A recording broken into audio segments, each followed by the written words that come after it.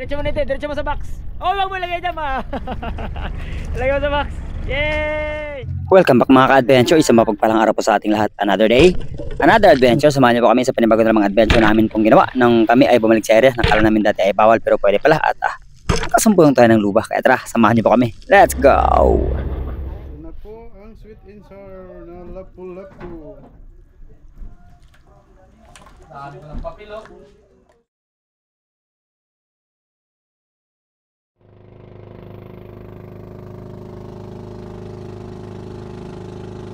Mga ka-adventure, at simula pa nung 14, 15 ay amihan.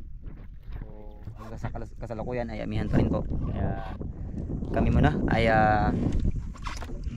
giwalay ng landas ulit ni native channel, no? At after ilang araw pagkakalma na balik tayo ulit. May project pa sa native channel kaya kailangan niyang tapusin. So sige, and samahan nyo kami para mga adventure. Mana kami saglit and then mamaya lipat kami doon sa Ditetayan para sumampa na ako ng bangka. And then yan, natin tayo ni Papatonyo ano yung native channel. So sige mga adventure, tapayan na nyo ang amin pong gagawing adventure sa araw na ito. Maraming salamat again sa patuloy na sumusuporta, tumatangkilik at sumasama sa lahat po natin ang mga adventure. Kaya again, maraming salamat, to God be the glory and God bless us all. Let's go!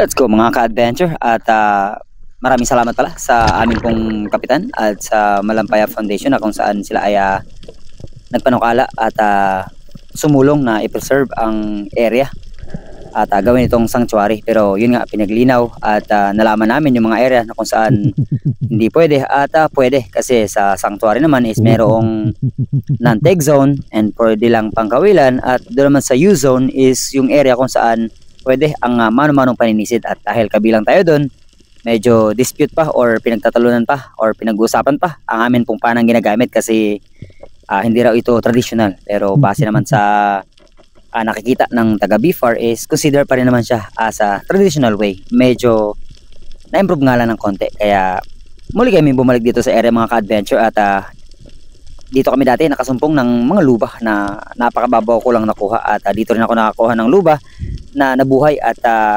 naibenta natin sa bayan po ng Coron na tag 1,000 ang 1 kilo.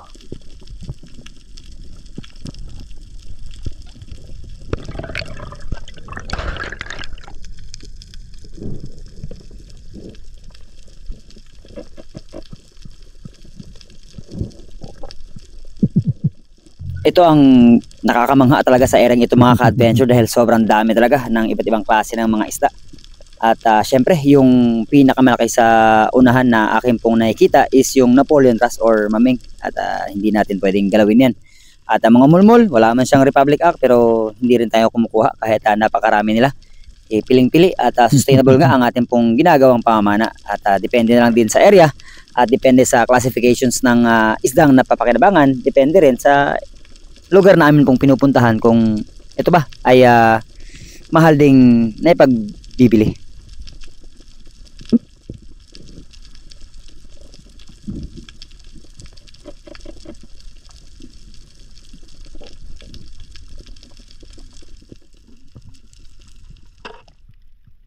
And after a few dives mga ka-adventure na pag-ambos at pagmamasid sa paligid ay nagdesisyon akong pumunta muna sa mababaw. At eto nga, kaya pala nagtatalunan yung mga dilis dahil pala may nanginginaing mga good size na natalakito. Kaya naniguro na tayo ng isa.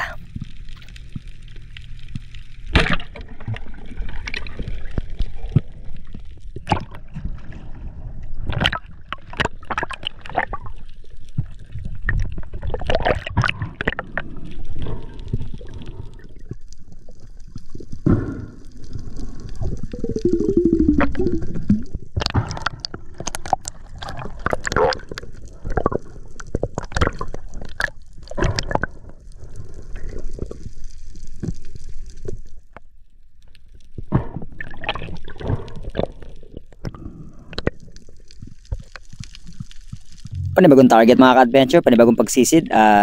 Oriental Sweet Tips naman ang ating pong naging target dito. Medyo palayo na ng konti pero tinamaan pa ng ating itong pinahabulan.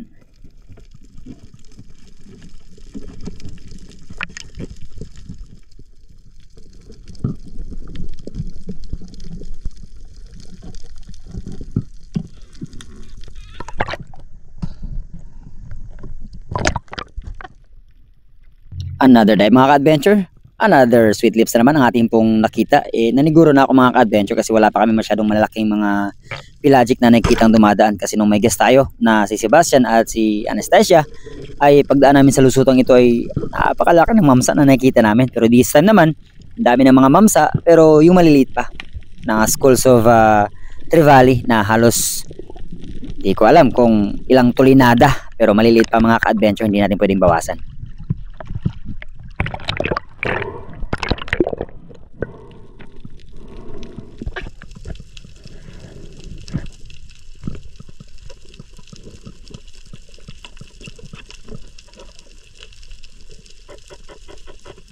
Another day mga ka-adventure, 12 o'clock. Sa akin pong paningin ay nandyan yung schools of jackfish or trevally na napakakapal at napakarami. Pero hindi yun yung goal natin kasi naantay natin na baka may biglang malalaking kasama yun. At kaka-ambush at kakaantay ko mga ka-adventure.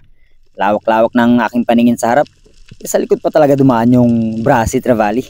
Hindi tuloy natin natira. Sayang.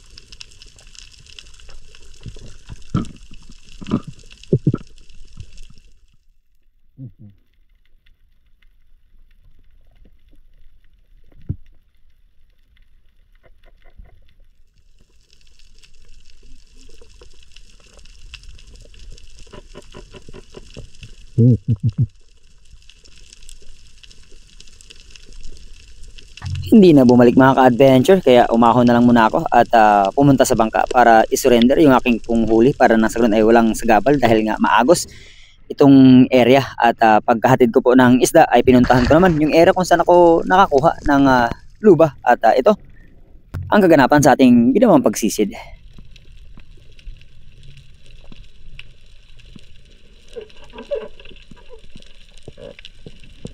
Natanaw ko na yung luba mga ka-adventure. Closing the gap. Kaya lang nung nagulat yung mulmul, pumasok din siya bigla sa ilalim ng bato. At nanday ko. At pinagmasdan, ayun, nakaharap siya sa akin mga ka-adventure. Kaya nagbaka sakali ako na lumabas pang muli. At ayaw ko kasi siyang tirahin sa ilalim kasi medyo malalim, 15 meters. At malakas ang agos kaya inantay ko lumabas. At ito mga ka-adventure, good shot. Sa pisngi tinamaan.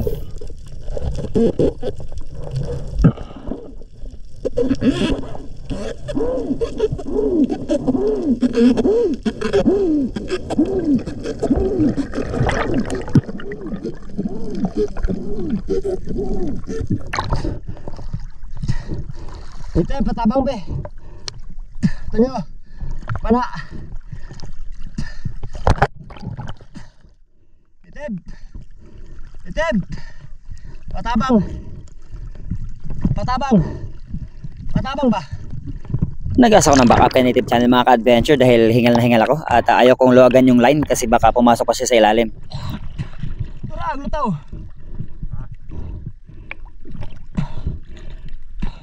Gurigabers ako. Subaya. Ngaras gawas. Wala kasod.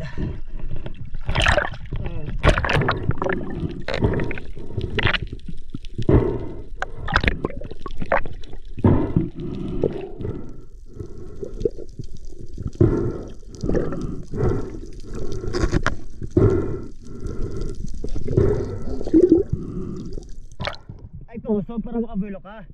Ay pangusog, relax lang. Luagi lang ni. Luagi lang ni, subaya lang. Ayaw? Oo. Basta ngaras gawas wala sa sud.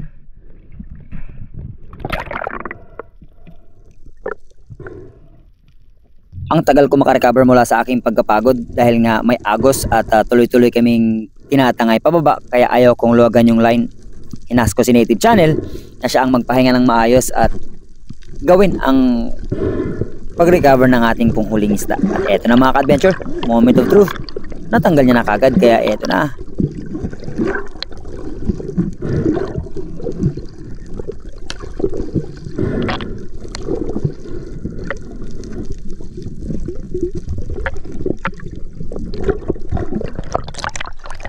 Kung gusto nyo po palang makita yung video kung paano nirecover ni Native Channel ang lubang ito, ay panoorin nyo po sa kanyang uploaded na video.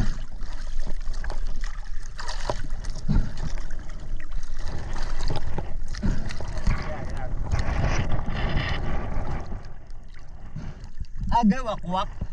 Abi ko pwede mabuhay na ay. Ah! Dara ay.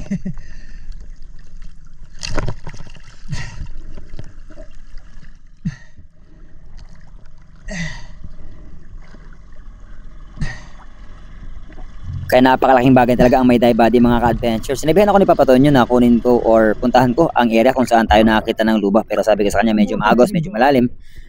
Hindi natin kailangang pilitin ang pagkakataon. Pero nung nandun na ako ay natempt na talaga ako mga ka-adventure. Pero hindi ko na pinilit yung aking sarili na i-recover pa yung isda. Pero yung nasa Native Channel, buti naman ay naging successful ang aming pagkuha sa isdang ito.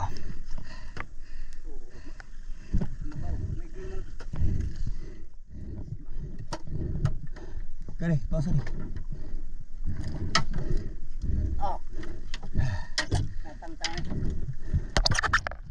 Pagkasagyo ko ng luba ay nagpahinga na ako mga ka-adventure at hinayaan ko si Native Channel na mamana pa ng kulang-kulang isang oras at pagkatapos nito ay bago kami nagtungo sa Ditetayan Sandbar dahil doon ako sasakay ng bangka na akin pong babihayan papuntang El Nido at ito pala ang sandbar mga ka-adventure na patuloy na nagbabago ang kanya pong itsura, ang kanyang formation depende sa lagay po ng panahon. Kaya ito ang kanyang aerial view. Natabunan ng dagat ang gitnang bahagi ng sandbar kaya medyo naputol siya pero iba naman ang itsura kapag January at hanggang Marso ang itsura ng sandbar. So ganito na siya mga ka-adventure.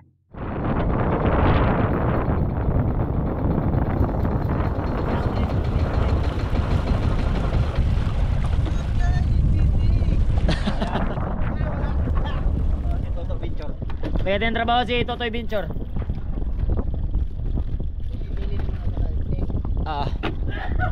Dahil niya yung 50, iwan niya yung 60. Uy, may tangigit kaya tangigit? Tangigit matigas. Ilang buwan kaya yan bago maluto yan. Good sa to pasigang no? Tabi natin yung ano?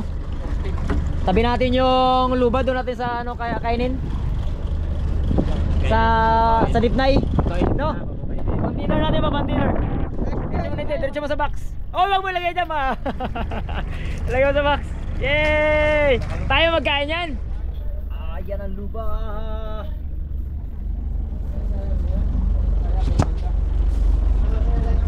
Ayan. Uwi na sila, uwi na. Uwi na? Oh, uwi na. Kaya na kami. Ting mo ha. Hindi namin magantay. Hindi makamamana. Wala mo ka nabili niya ba, di ba? Wala na. Walay na, walay. Wala yata. Walay. Basta, hindi na kami magantay ha. Hindi na kami magantay. Palisin. Palayasin. Ingat. Kami trip. Hindi na kami Amping. Wala. Ayaw magsama eh. Hindi ko na ginambala sa Native Channel at pauwi na sila ng kanipo. Hindi ko na siya sinama. May mga schedule pa sa mga adventure. Pagdating namin pa sa Aro Beach, ito, may Australian tayong na-meet at napakalalim sumisid.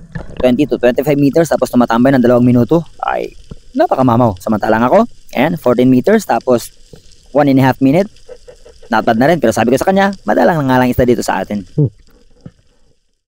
Pagkatapos naming manisid at mananghalian ay nagtungo naman kami sa likurang bahagi ng Linapakan, ang cliff jumping area kung saan kami ay nagdadala din ng mga turista at para iba-iba ang attraction at activity na ginagawa namin sa loob po ng 4 na araw at 3 gabi. So back and forth ito, vice versa. Again, Coron to El Nido at El Nido to Coron. So marami na po mga expedition ang nag-offer pero depende na lang yan sa mga agencies, tour guide at yung crew na nagdadala ng biyahe.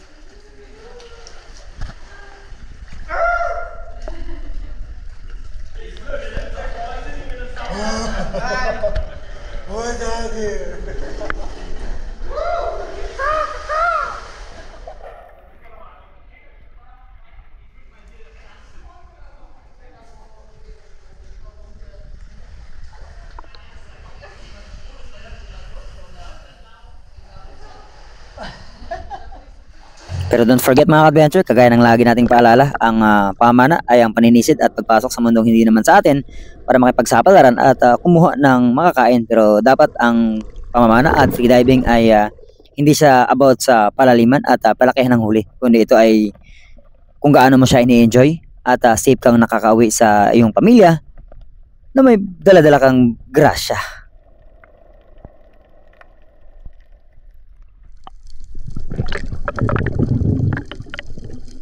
Naman ako muli mga ka-adventure pagdating namin doon sa area kung saan kami nagbe-base camp dahil kinuha ko yung dalawang mast na nalaglag nung kabilang bangka around 18 meters at nakita ko ng maraming lapu-lapu kaya nagbaka sakali ako na makabawas pa ng isa.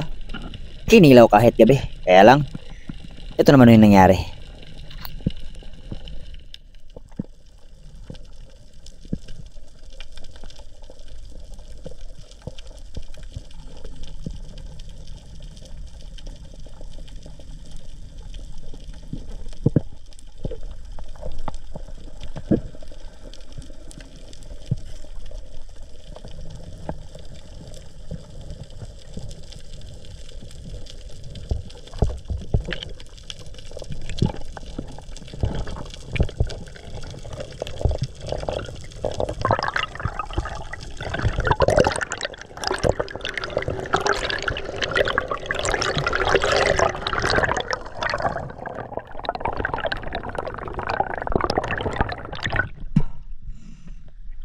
Hindi ko tira. Sabuyan. Napakarami na ng mga iba't ibang base camp na nag-offer ng overnight stay sa mga turista na bumabiyaheng Coronto El Nido Expedition mga ka-adventure at syempre hindi naman natin may kakailan na ang Linapakan is one of the most amazing islands kapag binanggit ang island or isla or lugar ng Palawan kasi nga Palawan is the best islands in the world at dito rin matatagpuan sa Linapakan ang pinakamalinaw na dagat or clearest sea in Asia. Lionfish, mga stonefish or bantol mga ka-adventure at hindi lang yan, napakarami pa ng mga lamang dagat ang pwedeng magpa-amaze sa inyo. Hindi lang ang linaw ng tubig, ang ganda ng coral reef at maging ang mga iba't ibang hayop na makikita po dito especially sa underwater life mga ka-adventure dahil alam nga natin yan kapag Pilipinas kabilang tayo sa tinaguriang the center of all the center sa buong mundo na may pinakamayamang marine life. Kaya ang kailangan na natin gawin talagang i-enjoy at pag-ingatan ang ating kalikasan dahil nga ito na rin ang ating pinagkukuha ng hanap buhay hindi man sa pangingisda pero sa tourism.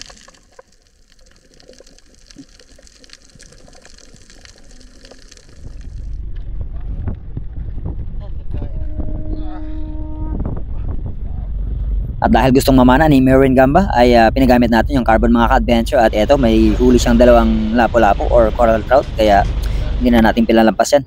Kilaw kagad dahil nga nung mga panahong ito ay late na ako nakatulog dahil nagkaroon kami ng conversation at pag-uusap sa mga turista na talagang binabahagi natin how Filipinos are kapag pinag-uusapan yung pagtanggap sa mga banyaga at pagrepresenta ng Pilipinas sa ibang mundo. Pero ang isa sa pinaka best part is yung pagkain syempre at eto kinilaw at isa sa mga talagang trademark na ginagawa natin. Tara, kain naman tayo. Kain na naman, let's go. Kain. Daing paksiw, kinilaw.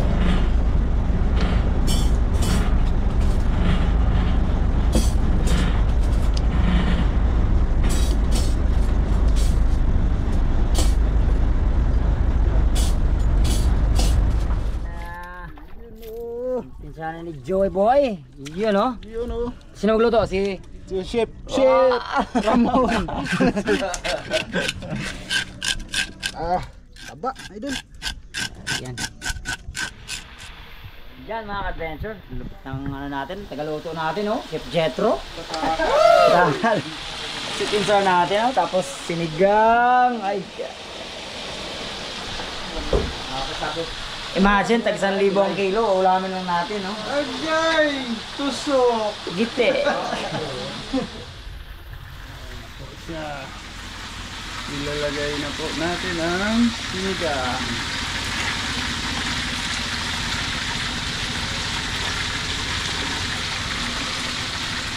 gulay. Kumukulo na ang pang sweet and sour. Pati ang ating sinigang. Tagal mo isang butiti ah. Ito na po ang sweet and sour na lapu-lapu. Dami ko ng papilo.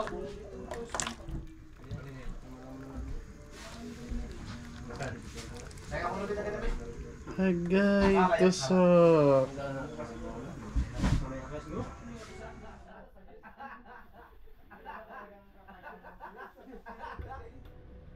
Ay mga adventure.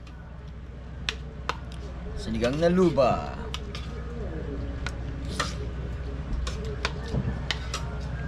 Sweet and sour bira tayo mamaya. Antay natin Sir JB. Kap, kain. Kita ba dyan? Kita. Ah! Kita? Kain. Sinigang na luba ba naman? Tambok kayo. Ah, Walang grabe. tungol gahi.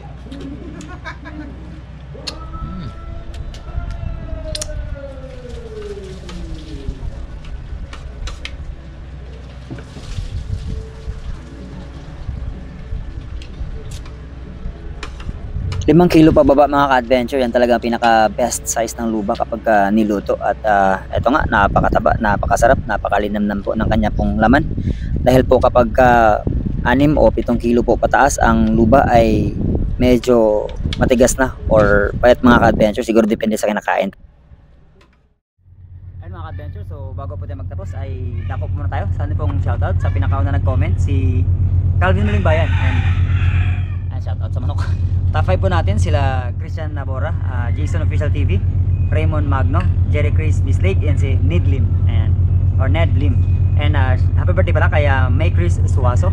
And sa ating new subscriber si Chrislyn Labadan. And shoutoutin po natin sila Peter Ganon ng Switzerland, Jezreel Dosil, EDR TV, Royal Balabo, Raymond Balsacao, Jeff Suabe ng Taiwan, Junior Kalimlim ng Bulacan, Shirley Mar, and Mark Lem tayo ng Bulacan, and Vincel Gaa, Nel TV, Jonel Garcis, Tres Labanda, Julius King Akasan, JH Abanilla, Pajak ni Ian, Sobuero family ng Sambuanga, Muning Teres, Cecilia Sirain, Juan Kideng ng Toronto, Suaso family, Leonela Bisaya ng Bohol, Tumbaga Hunters ng Quezon Province, Dinadungog, MM Yamada ng Japan, Tracy Salera, John San, Alexander and Pisquera family ng Jensen, Island Tandog ng Hong Kong, Cavitenia, Judy Driver TV, Mario Revel, and si Benjamin Malilay ng Caloocan, Ronnie Rahal ng New Zealand, Roland Abraham ng Cagayo, Miss Jen Amor, Miss Jen Agno, Daniel Todd ng Cavite, Palabat and Salvador family ng CDO and Misamis Oriental, Idol Terso Manulot Laurio and Atin Noranda ng Canada, Sir Larry Santi ng Hawaii, Miss Anonymous ng Jensen, Miss May Stafio ng Solid Harabas Hong Kong Chapter, Miss Monet ng Hong Kong Chapter din, Miss Mimi Manaloto, Miss Oliva Mendoza, Miss Christine ng UAE, Miss Maita Purino ng UAE, Miss Teresa Lawigan, Miss Elisa Gomez, Glenda Banstro ng Perth, Australia, Miss Edna, and Tito Luis Ubugen, Miss Sarah Jenso, Miss Venus and Jewel Burila ng Oceanside, California, Miss Abby and Pres Camboa ng Orlando, Miss Sarah Jenso, Miss Amalia Fuller, Miss Jen Witherspoon, Miss Jobeline Dadula, Yami Sukihiro, Mas Rich ng California, USA, by Alvic and the Chicago Friends by Amping Canonida by Royal Paras and the Lipay Lifestyle, Pusilito Revilla ng UAE, Loses and Laura family ng Catbalogan, Alfredo Corpus ng Nueva Vizcaya, Pedrito Silorio, Mark Sulat, Miles Carion ng Missouri, USA, EU Mode, Rex Jansson, Robin Buna, Bukidnon ng Bukidnon, Oliver Baliao, Tides Roland, Rans Laganse ng Norway, Chad Summers ng Panglao Bohol, Volkay Spiro na Joseph Alvaricio, yan, shoutout sa'yo, Janie Factor, Dan Yumol, Jove Dijan ng Surigao, Ayem Jasen, Tarzan in Palawan, Jobert David, Ben Kideng, Spiro Wanabi, Nesame Hakusalem, Redency Torres, Manoy or Nonay Vlog TV ng Sambuanga, Fernando Ablao ng Sambuanga, and si Sandy Boy Disen ng Pasay. At sa mga di ko natin shoutout, we'll see you po sa ating susunod adventure.